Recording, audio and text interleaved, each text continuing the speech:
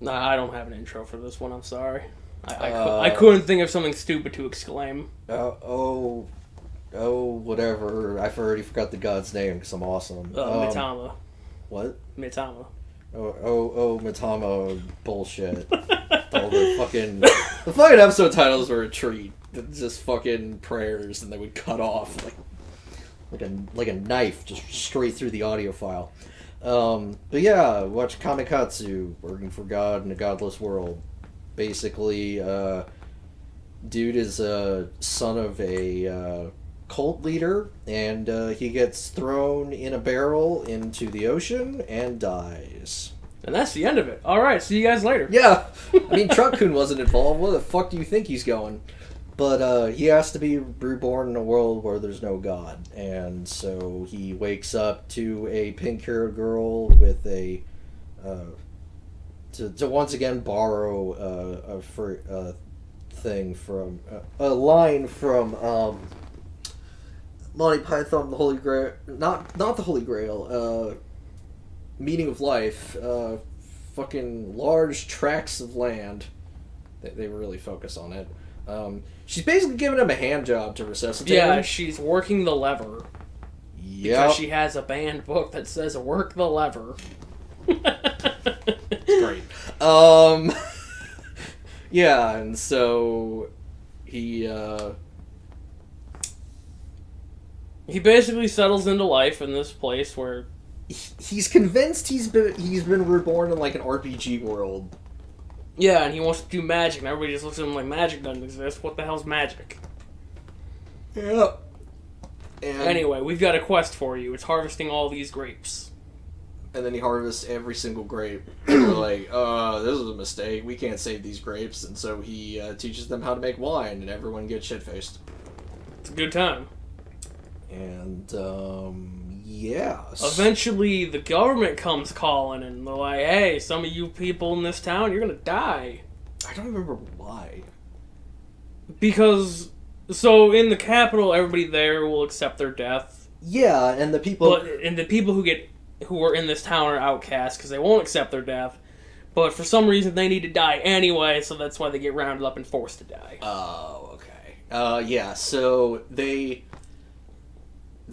take... I don't remember what the main character was doing. Yukito? Yeah. I don't remember what he was doing, but he wasn't there when they got taken, and so one of the villagers takes him there to maybe try and stop them, but when he gets there, the sister's already been hanged, and they're about to kill the pink-haired girl. You see, they set up five nooses for a 6-person party. Yeah, it's questionable. Math also didn't translate to this new world. Yeah, but yeah, so basically everybody dies, and because he's got this necklace, this little charm, Subagatama. Yeah, it basically summons Mitama to save the day and raise the dead. Because he's like, you know, I never prayed to you before, but like, if you could if I could do it now, please save everybody. And she comes down, resurrects everyone. Everyone gets sucked into like plants, including the big old blonde night man. Yeah, the kill squad gets killed. That's great. And so,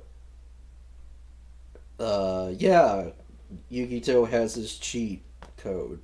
Yeah, as typical in isekais. Yep. And so he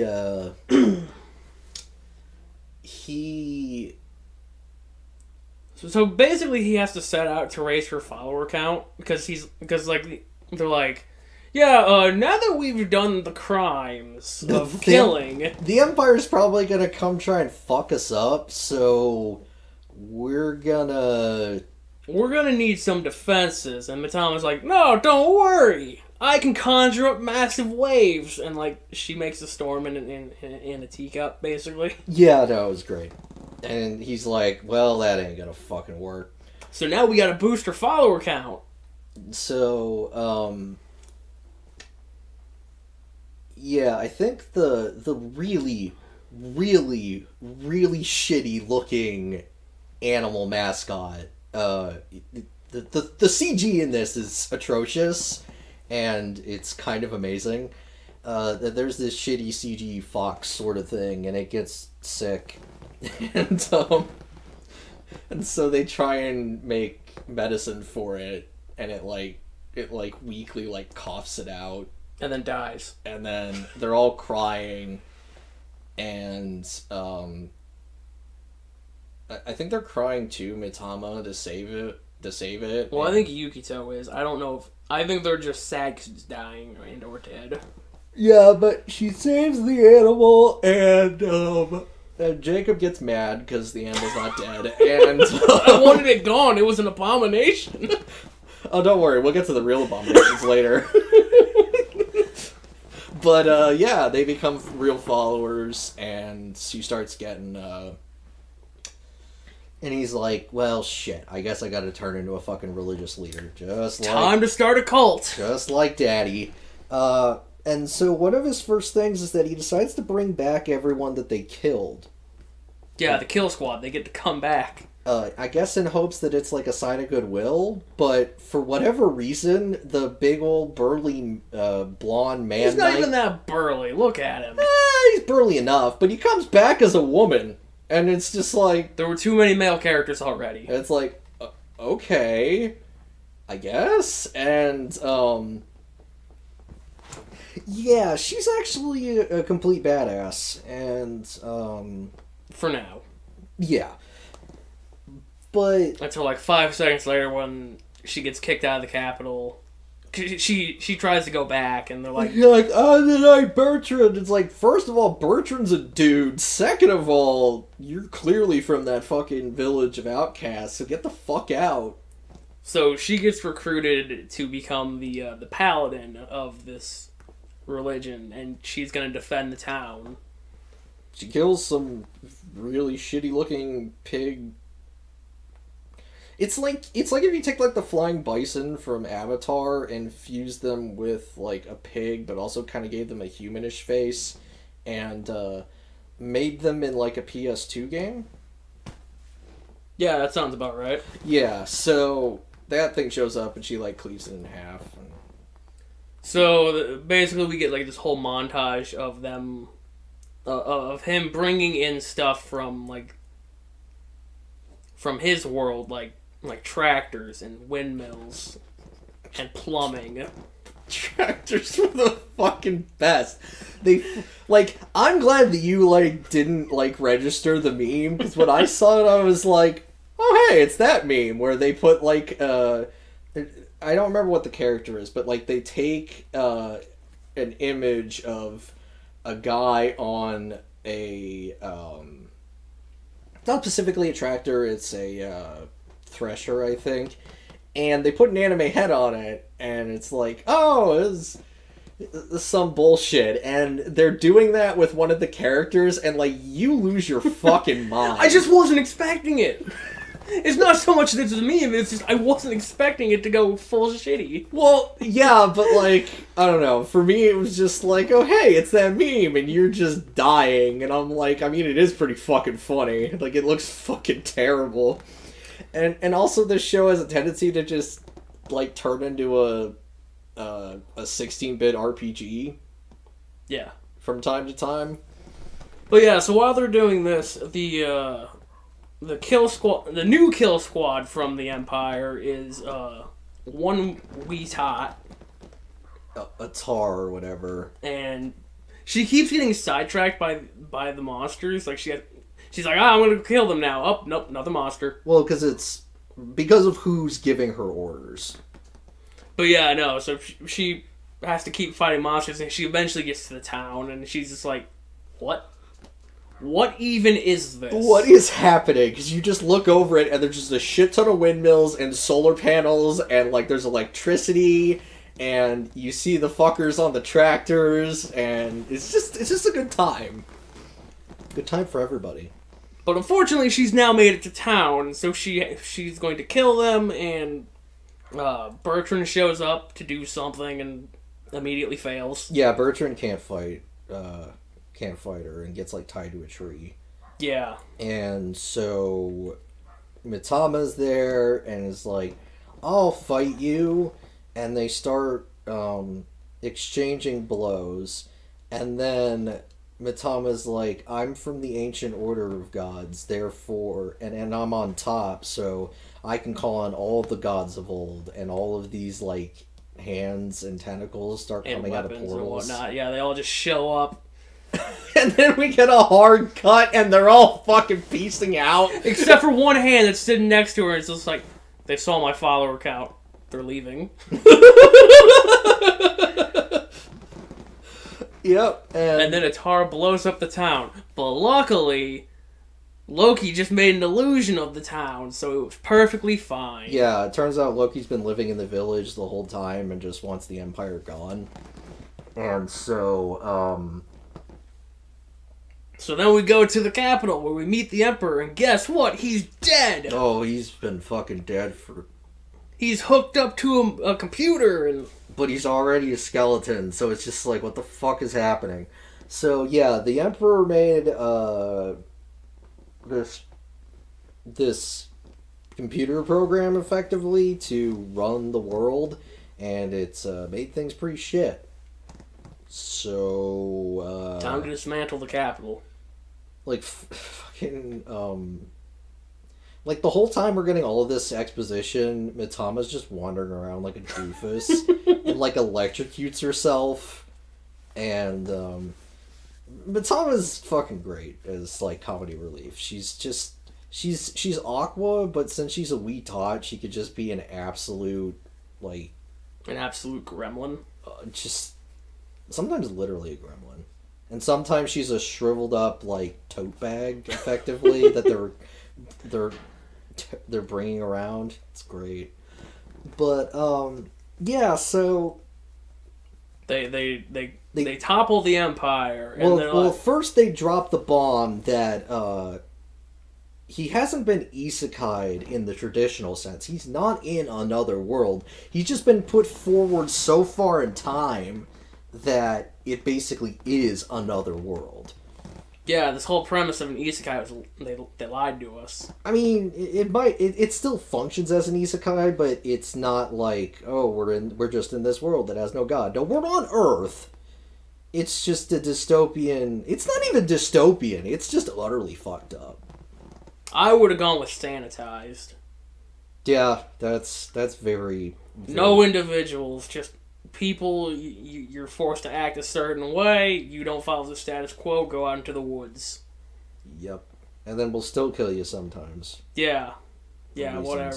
Anyway, they topple the Empire. They plant a tree in the center of town. Yep. And they're like, okay, so now all of us Archons, we're all going to be competing to become real gods. Because it turns out that they function the same way. Yeah, they get a high follower count. They get a high power level. Yeah. Except for one of them. One of them doesn't follow that rule. Yeah. But we'll get to that in a second. So now we get the tournament arc. Essentially. Where they gotta go beat up everybody else. I guess, like... It's a tournament arc. Yeah, I guess. So they start infiltrating it's a sex cult. Like, let's not mince words here. It's literally just all about you all need to bone all the time. And their main person is this girl with glasses, and she's a fucking weirdo. And they get, like, initiated, and then Dakina comes in, and she's, like, a Ganguro girl, and basically just sets their pheromones into overdrive, which luckily Yukito can deal with, and Mitama's a god, so it doesn't matter. So Yukito is able to resist it. What's-her-face? I can't remember her fucking name. Pink hair? Yeah. Alcyon or some nonsense like that? Al, whatever. Her name's Al. Al can't and is about to, like, jump on his dick. And then,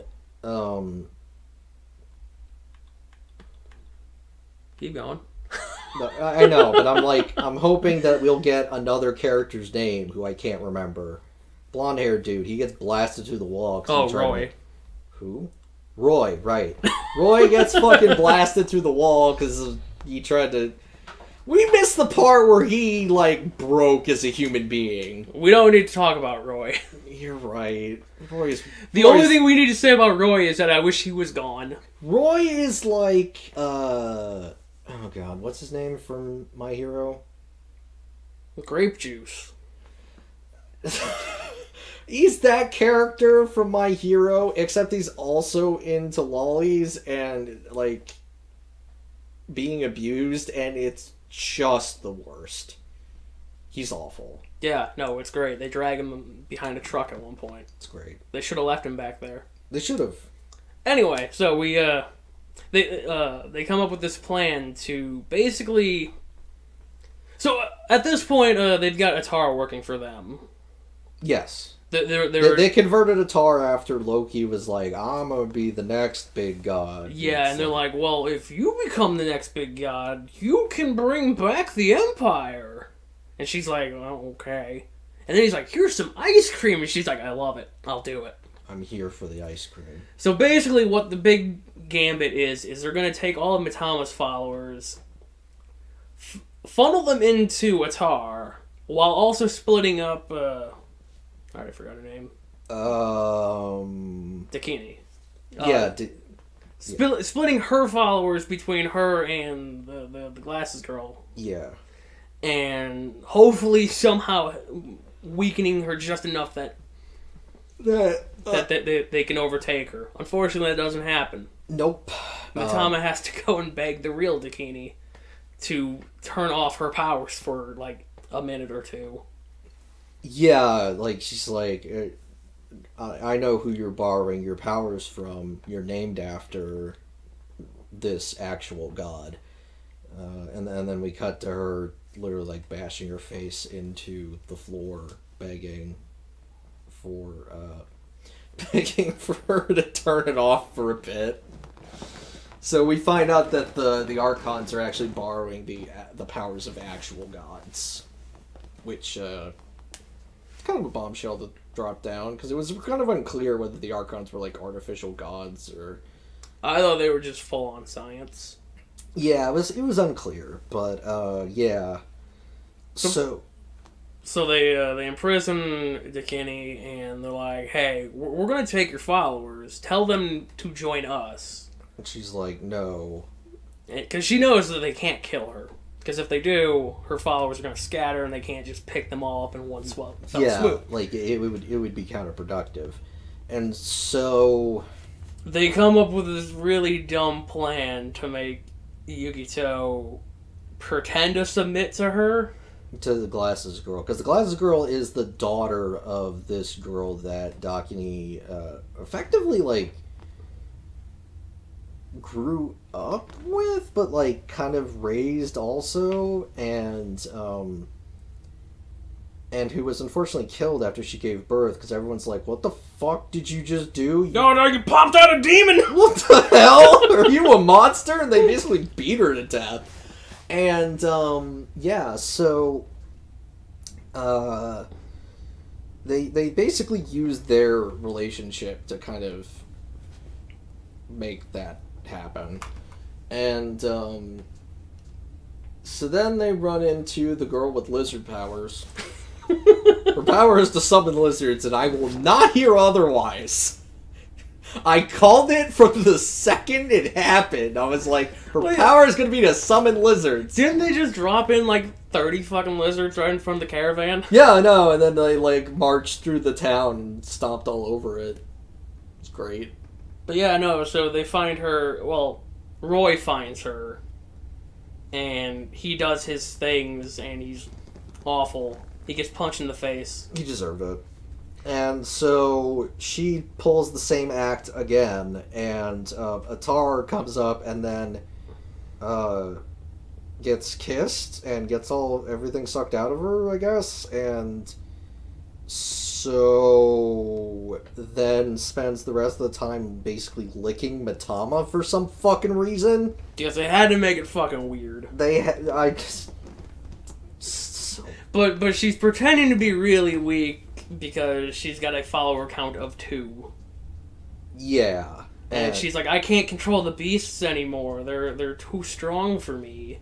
See? And she like sticks her arm out and like it bites her hand. And but she can actually command them, so it's yeah, no, it's all an act. They start up a band to boost their follower. Well, music doesn't exist. They go back to the capital, and Loki kind of just shows up. He's like, "Yo, I've got 1 million followers," and Matama's like, "I've got 10,000." And then Yukito is like, "Oh wow, only 1 million? What a loser!" And then they get back to the town, and he's like, "Man, we would have died. Good thing I did what I did. Lied? Yes."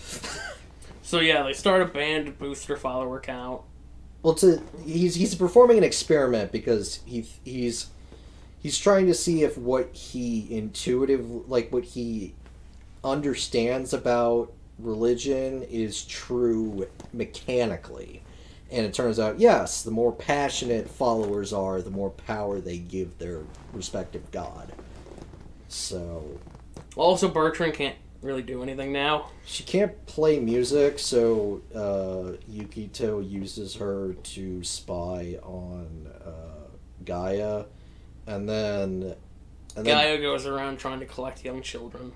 And then Dakini sicks Bertrand on Yukito. Yeah, that all happens. That does happen. She's like chewing on his underwear. Yeah, that was great. It all happens. So Yukito's like, look, I don't like children being used by the religions and whatnot, because I was a child used by religion. Yep. Hey, can you go and like disrupt them? Yeah, you Meanwhile, we'll keep her busy. Fucking tempo. Fucking tempo. God, such trash.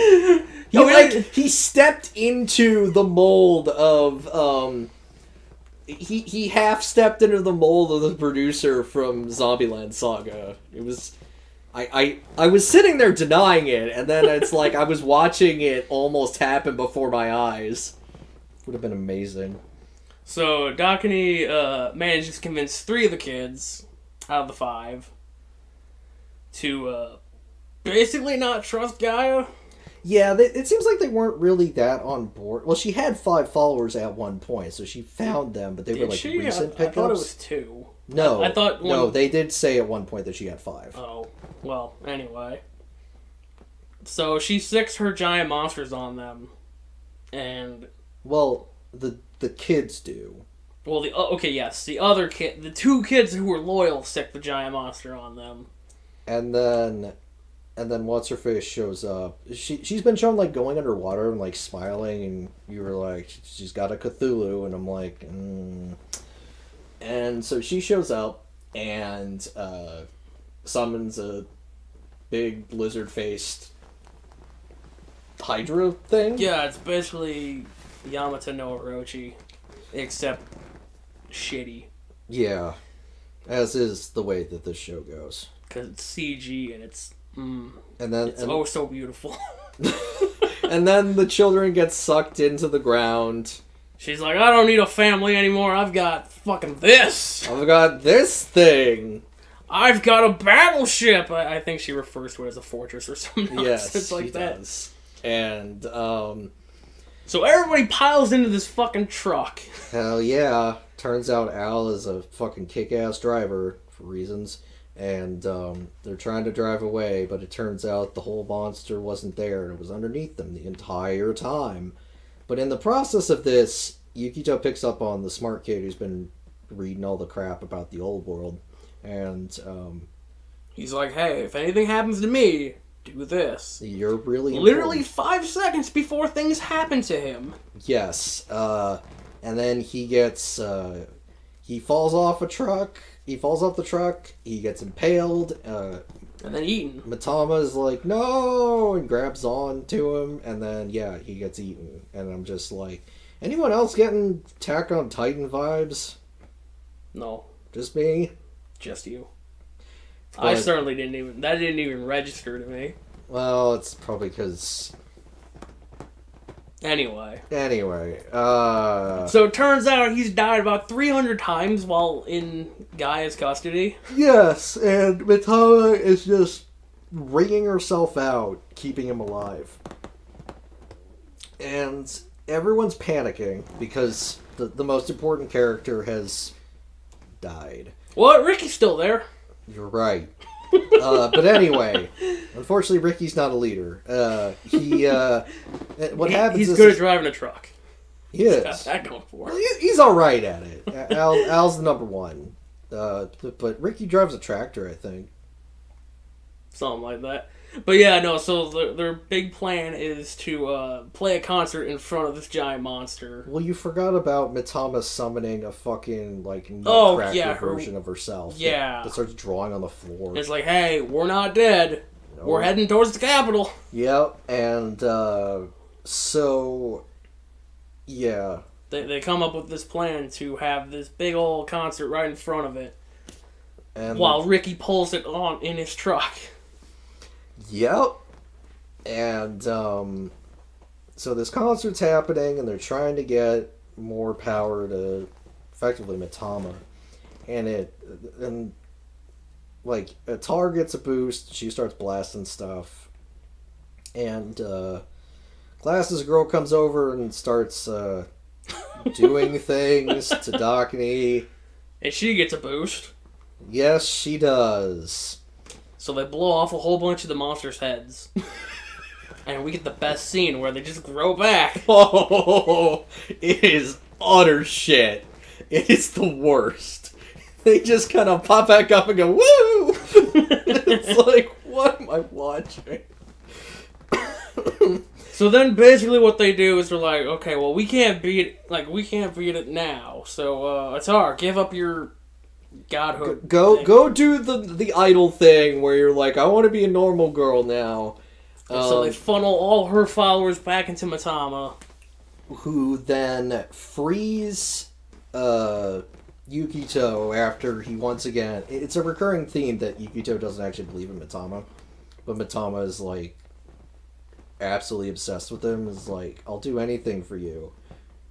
And so she's like, I need you to be my believer. And he's like, well, first you gotta free me.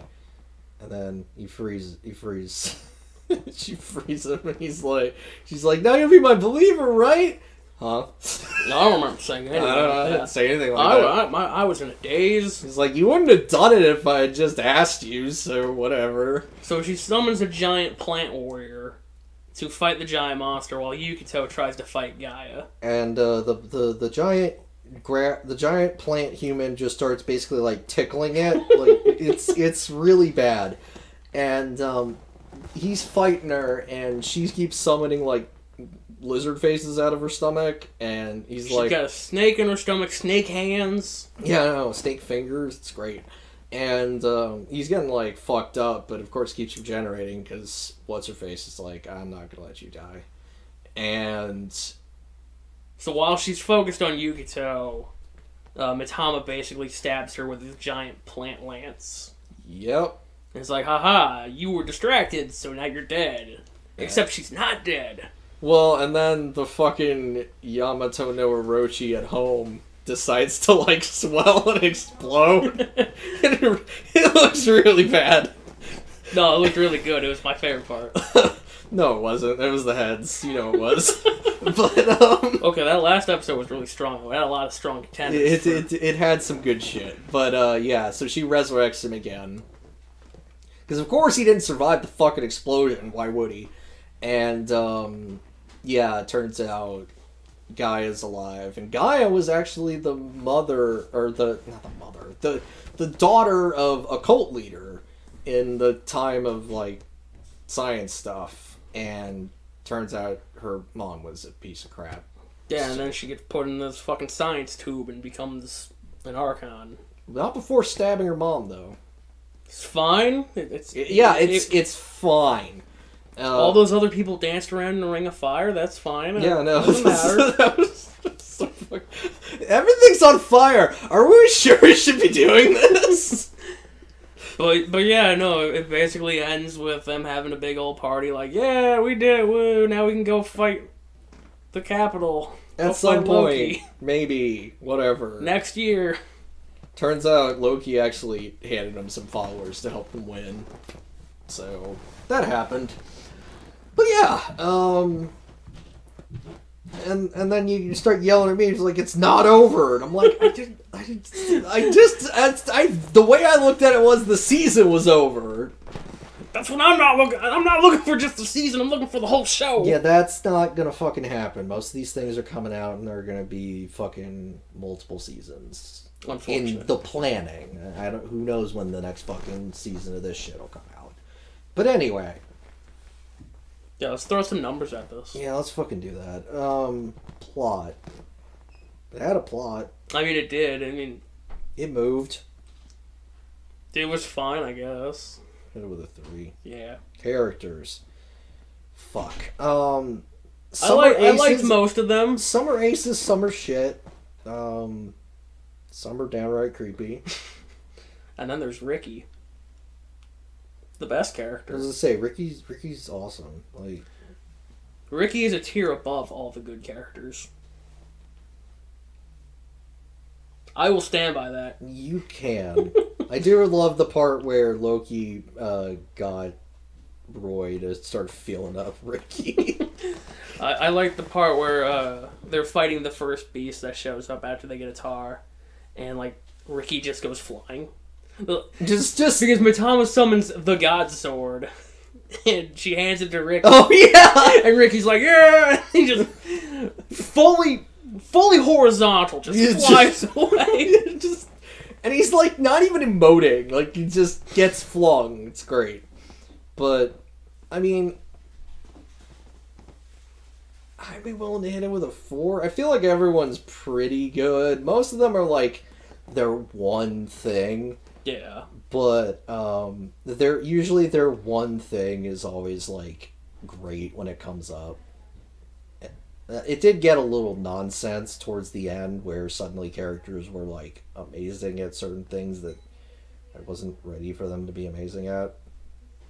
But yeah, 3 or 4 is fine. I'll hit it with a 4. Animation. Amazing. 5. Fuck it. Like, I went into this knowing that, like, this was gonna be an ungodly mashup of 3D and 2D art and not great amounts of it. Like, not great versions of it, but, like, they were embracing the shit. And, oh boy, was there some shit. And it was the best. Yeah, as much as I was ripping on it for it looking like trash, it was actually probably my favorite part of this. Like, it was the most delightful part, is the shitty 3D monsters and fucking Roy on his tractor being like, wow, this makes things so much easier. So clearly just a random anime head pasted on top of a real dude, and the rest of it's like shittily cel shaded. And then Roy got in on the action. It's great. You mean Ricky? Ricky, I'm sorry. You should be. I should be. Alright. Genre strength. As an isekai. Pretty, like, well, it's a comedy. Like, I mean, as an isekai, I felt pretty bog standard, to be honest. It was and it wasn't. Like, it did go the route of, like, it's actually the world further in the future, but I feel like that's not really that big of a deal. Like, that doesn't feel like that groundbreaking of a concept. I'm gonna be honest. As we're watching this, I'm like, this feels like an off-brand Konosuba. Yeah. Yeah. Considering they started turning one of the characters into another character. Like, they turned Bertrand into Darkness at one point. She did start turning into that. It was a little weird. And then Mitama was always Aqua. Always Aqua, but a toddler. I wish in some ways that weren't true, especially when she came down wearing no clothes. Let's not talk about that. Yeah, let's never talk about that. Hit it with Let's also never talk about the Glasses Girl's dreams. Yeah, hit it with a 3. Let's move on. Alright. The dub. We didn't watch the dub. Special mention. God damn it. What the fuck do we give the special mention to? Because there's just Mitama, who is just the most wonderful gremlin when she's not... After her introduction and they put some clothes on her, she is just a wonderful gremlin. She is the best. There is that fucking tractor. There is... you could lump together all the fucking terrible CG, or we can just talk about Yamada no Orochi at home growing its heads back and going like, whee! We could talk about, like, every time this fucking show turns into a 16-bit RPG, fucking... My pick is going to just the CG. Just the CG. Because nothing made me happier than when the CG showed up and tried to interact with the world. Them holding that weird fox thing always got real awkward. Because here's the problem, though. I personally want to give it to Mitama.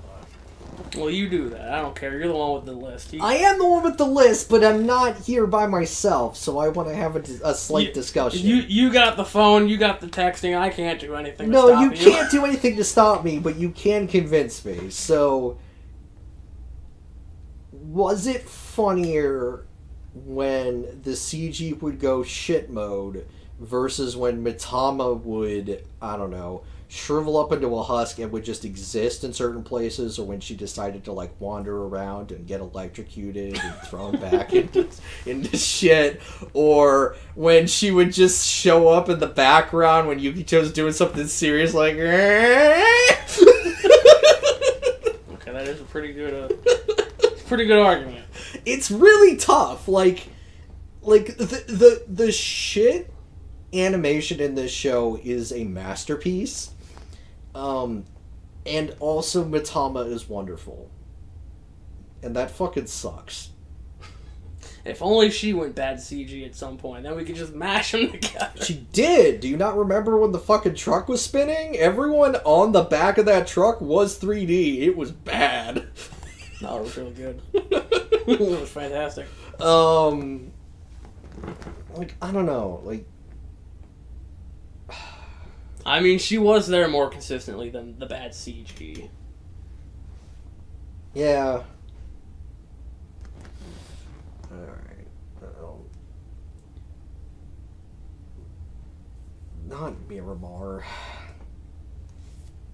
Mitama. Fuck. What was the name of that fucking show? Which one? The one with the gremlin? Yes. Himoto...